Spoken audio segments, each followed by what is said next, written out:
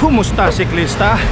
Good morning sa inyo lahat. Good morning kung nasaan man kayo lupalop ng mundo. Yes amigo, Tagaytay ang punta natin. Ito yung sinasabi kong rest back natin sa Sampaloc Road. Tingnan natin kung kaya natin ng rest back natin sa Sampaloc, no? Dahil wala nga tayong ka-practice sa mga ahon na gagawin natin.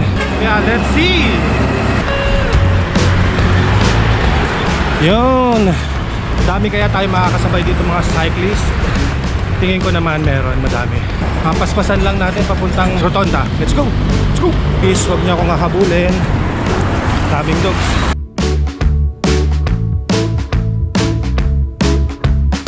Nakaka 34 minutes na akong padjak. Parang wala pa ako sa kalahati. 28 to 30 yung takbuhan natin. Maintain lang tayo sa ganon. Yan o, 35 km pa puntang galing dito papuntang Tagaytay. 35 may gitsang oras pa yon. Wala pa si haring araw, medyo kulimlim pa yung panahon, pero papasok na tayo ng Dasmariñas, Cavite. Ito na yung arko Dasma. Sheesh! Tuloy-tuloy lang din tayo, no? Kahit medyo pagod na, pero ginusto natin to, kaya tuloy lang.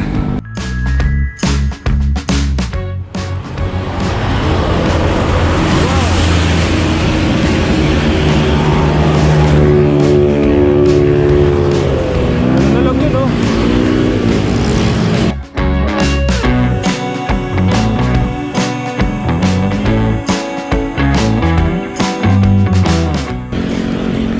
Na tayo nilata, no? Pero bigat padjakan.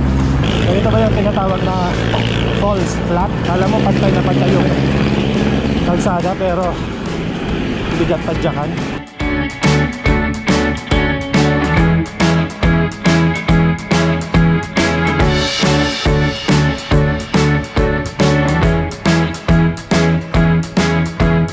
Yun, kumusta siklista, no? Ako, kumusta naman kaya?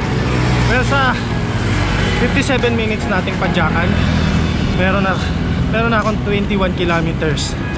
So, tingin ko nangangalahati na tayo. Malapit na sa silang. Panatan na natin yung mga ahon. So, you know, 58 minutes, 21 kilometers. Yan.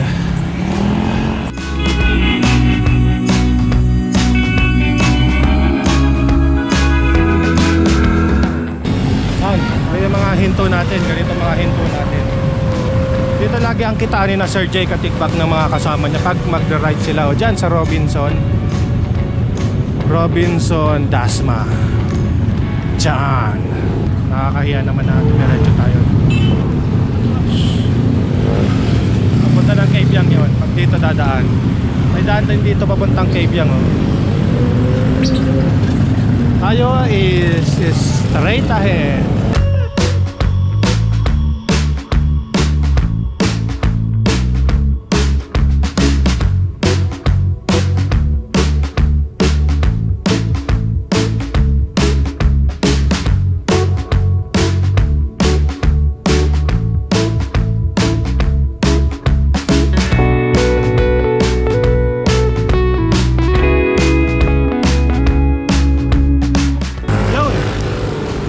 Tuloy pa rin ang padyakan. 1-2-1-2 lang ang ano ko style. 1-2-1-2 style sa pagpadyak para hindi ganun ka laspag. So ang dami sa ating nakakauna, pero who cares, no? Solo rider nga tayo eh. Sariling pacing, walang hinahabol. Paano? Ahon pa tayo. Let's go. Ito yung ahon na tindi-tindi dito sa silang. Tapos may kasunod pang isang ahon naman.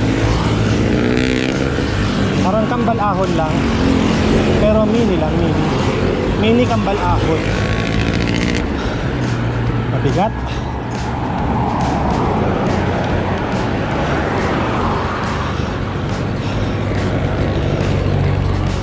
Ito yung sa pangalawang ahon. medyo matindi konti. 7:32 na ng umaga. Nasa taas na nga si Haring Araw.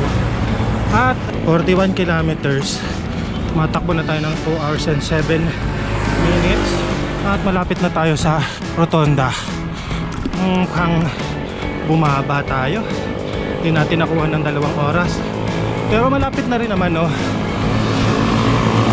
Pagkaahon natin doon. Yan na, Rotonda na yan. Pagbigyan nyo na ako. Pagod tayo eh. Rotonda. Malapit na ako. So sakto 43 kilometers. Kinuha ko ng 2 hours and 16 minutes. Well, nasa 2 hours pa naman. So not bad. Hawid tayo. Alright.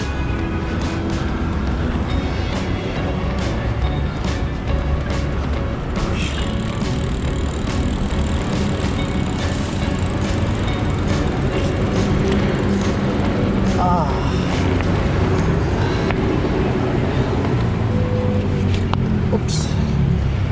Yeah. Ay, nako. Yung. So, bale, nandito na tayo sa bandang Rotonda.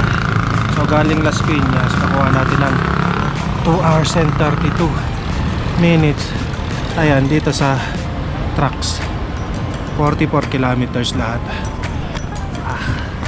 So, mamaya, baba tayo ng Sampaloc. At, doon tayo mag-almusal sa mayan sa baba. Shee! Rotonda.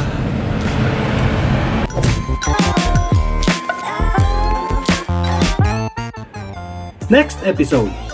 Dito nga ay lumusong ako sa Ligaya Drive o mas kilala sa tawag na Sungay Road. Dadaanan ko rin ang matatarik at delikadong daan pababa ng Batangas. At sa baba na rin ako nakapag-almusal at nagpahinga ng kaunti dito sa Joaquim Camp Resort bago ako umahon sa Sampaloc Road na siyang target ng ride ko. Kaya abangan! Kamusta si Krista? Please subscribe to your Breeze channel! Okay na! Kamusta si Krista? Please subscribe to your Breeze channel. So please sa barakaray, whatever.